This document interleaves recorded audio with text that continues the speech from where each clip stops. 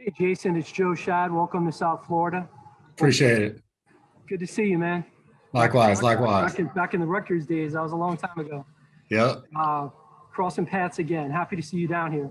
Hey, Coach Flo and Eric Rowe, who I know you from New England, they both talked about the leadership skills that you possess. And I'm wondering, being in a new environment, being around some people that you need to get to know, what's your approach and how do you think you can, impart leadership in a positive way on some of the younger guys?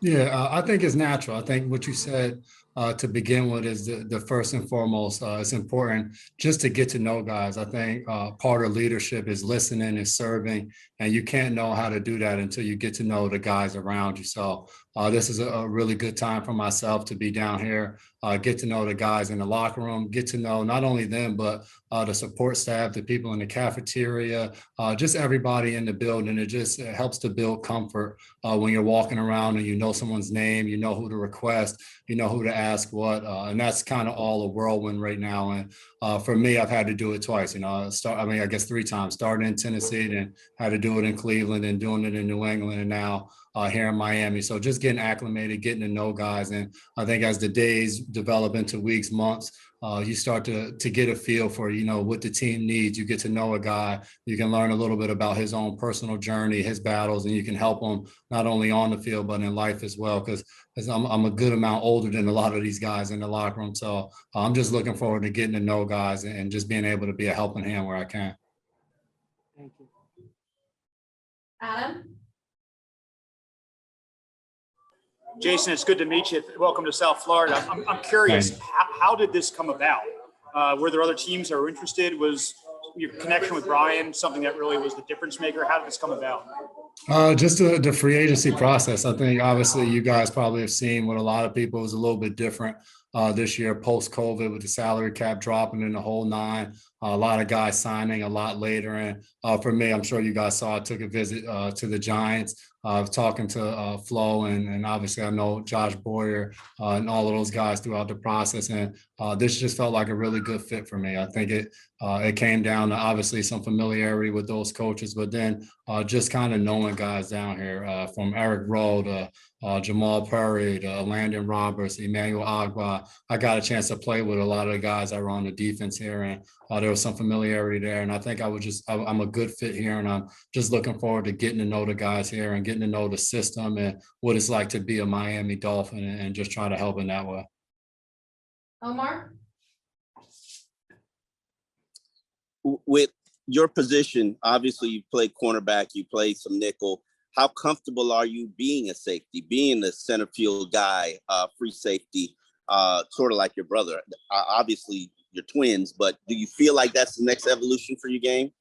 I think for me, over the past 3 years in New England, I got a chance to line up at every position in the secondary, from nickel to corner to free safety to sometimes strong safety to sometimes on third down packages, kind of a dime linebacker spot. And I think for me, more important than comfort with any specific position is just building comfort in the defense. Obviously, I played for Flo as a coordinator in 2018 in New England, but the Miami defense isn't exactly the New England defense. So for me, rather than focusing on, hey, I'm going to focus on becoming a free safety or a cornerback or a nickel, it's all right, how can I learn the entire defense to understand, okay, when the free safety is moving this way, well, he's doing that because the corner is now thinking this way and the nickel is going to be moving in that direction. So I think the more I can understand the totality of the defense and why the moving parts are moving the way they are, the more I'll be able to learn from myself and be able to play better. And the more I'll be able to help the guys around me as I understand the defense as a whole.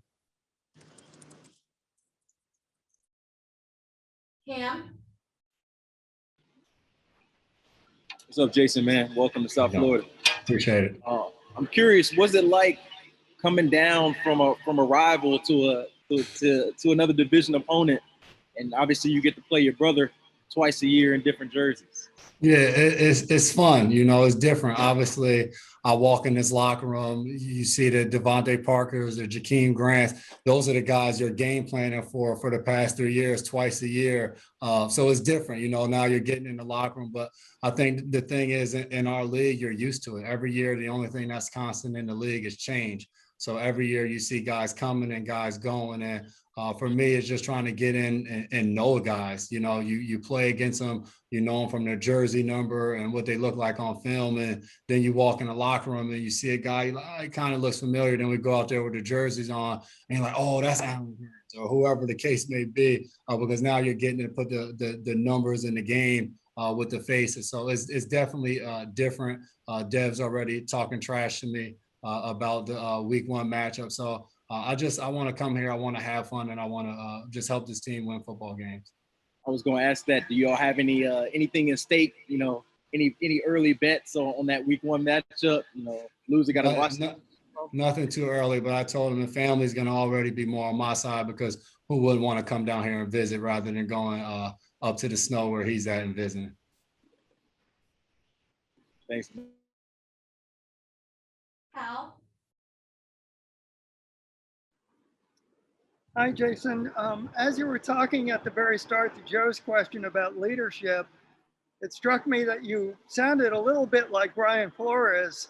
And I couldn't help but wonder if whenever your playing days may end, and I'm not rushing you out the door, so don't get the wrong idea, but whenever that time comes, do you possibly see coaching in your future because you are such a well-known leader? I would love to. I have young kids. I would love to coach them one day. I don't know if my wife's going to be on board with me staying at the facility till the early morning hours, game planning and getting ready for the upcoming opponent. But obviously, I have a deep love for this game and a passion for it, and also a passion for helping people. So my wife taught me early on in our college days, never say never. So you don't know what the future holds, but I can't envision myself coaching at a high level right now. Joe, Jason, I know that you have a very positive relationship with Coach Flo. Can you kind of fill us in on what it is that you believe makes him a unique person?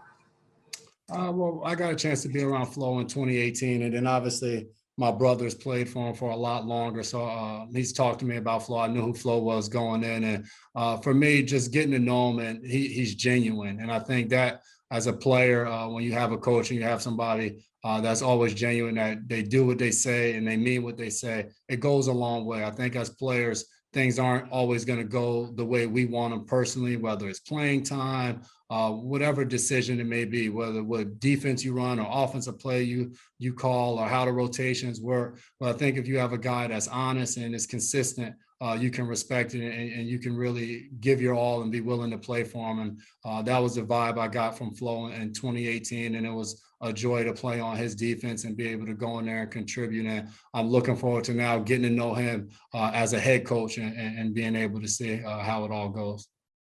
Omar, I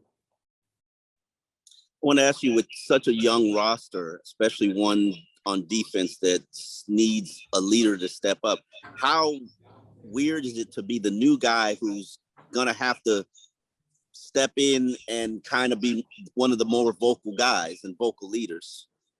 I haven't even really thought that far into it. You know, I feel like every situation is different. You know, I had a chance when I left Tennessee to join a roster in Cleveland with Emmanuel Ogbah. I think he was in his second year at the time. And that roster, I mean, they all called me Uncle Mac. That's how much older I was than a lot of the guys in the locker room, man.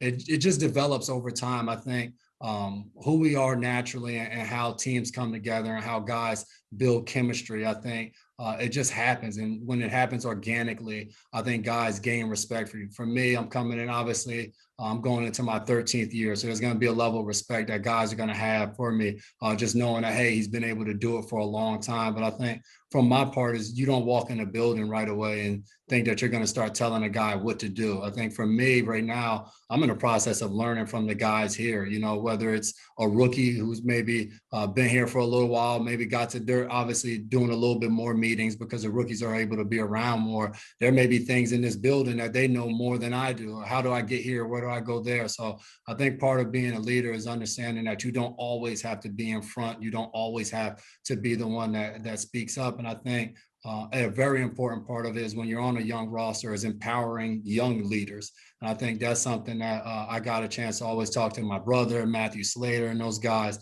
being in New England the past 3 years, as being an older guy. When you talk about legacy and passing it on, what are the young guys on the team that you're trying to build those leadership qualities in that you see to try to push them to become more vocal or really step into that leadership role, because you want to see them progress and start to build on their careers the same way that those were older guys when I was a young guy in the league that were helping me progress and get to where I am today.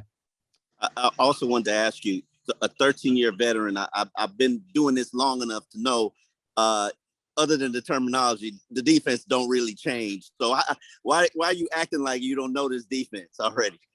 Well, for sure. You come in and you know some things, and like you just said, the biggest thing is terminology, because you don't want to be here. You don't want to be that new guy where you get there and they call something one thing and you're the one guy out there calling it what you called it in your old team. Because after the first day or two, guys looking at you like, bro, I either learn the defense or go ahead and stand on the sideline. So I think that's the biggest thing is like, all right, this in my mind, I may associate it to, all right, this is this coverage, but now that I'm here, I have to call it this. And then obviously there's going to be some new things that are put in as we all evolve and try to get better. So it's just about understanding those things. And then I think too, is just learning to play with the guys around you. You know, when you're on a team for a little while, you know the defense and you both know it, but all right, is he more comfortable doing this role in the defense or that role in the defense? How can we put ourselves in the best position that, hey, when we get in and we get this call, hey, you're better at blitzing. You go ahead and take the blitz. I'm gonna go ahead and take the coverage. And it's those small nuances the more you get to play with each other, you get to see what guys like and what they're used to.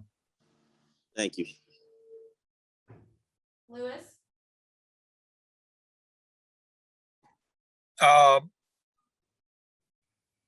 Hey, welcome to Miami. I was going to go along those lines too. I saw you out on the field today a lot, talking to those kind of guys, like young guys, a lot.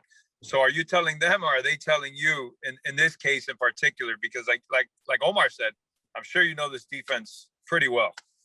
Ongoing conversations. I mean, we could be talking about what we're doing for dinner, what are the weekend plans.